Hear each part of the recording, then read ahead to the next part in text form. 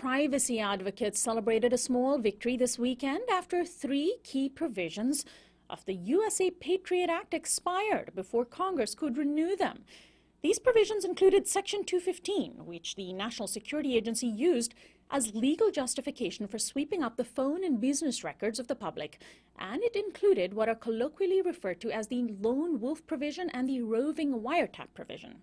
In the lead-up to the Sunday expiration of these provisions, lawmakers debated several bills, one of which passed the House, called the USA Freedom Act. That bill failed to pass a procedural vote at the Senate, but now Senate Majority Leader Mitch McConnell has promised to revive it in the Senate for a vote as early as today or tomorrow. Activist groups like Fight for the Future signed onto a statement saying, quote, "The USA Freedom Act is a mass surveillance bill dressed up as a reform bill, and its passage will authorize unconstitutional surveillance practices." But others, like the Electronic Frontier Foundation, are neutral on the bill.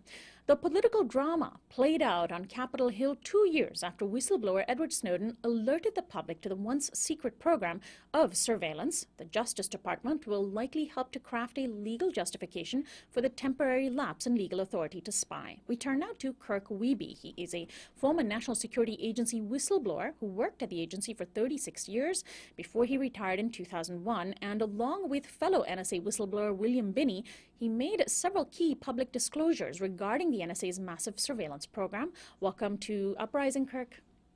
It's good to be with you. Thank you for having me. Thanks for joining us. Now, what happened to, before we get into the provisions that expired and the USA Freedom Act, which is likely to replace those expired provisions, what happened to the compromise bills that were presented as alternatives by Senators Dianne Feinstein and Richard Burr? Feinstein's bill was particularly problematic in that it seemed to enshrine penalties for whistleblowers that are modeled in the Espionage Act. Are those two bills dead?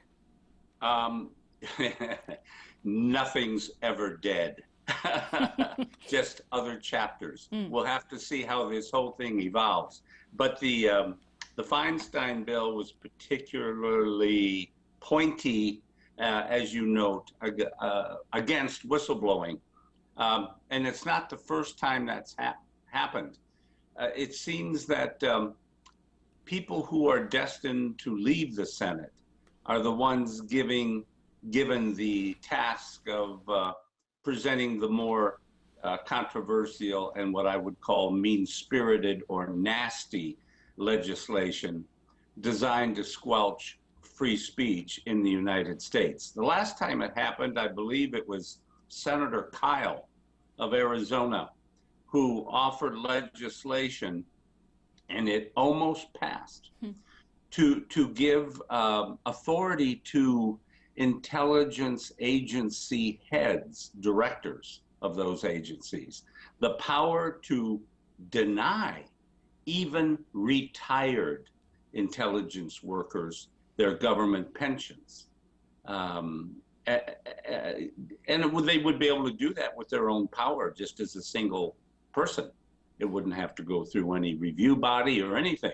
So we seem a bit, excuse my language, hell-bent on creating a police state with sovereign powers in the branches of government, especially Congress and the executive branches, that really subvert our form of judicial review and due process under the Constitution.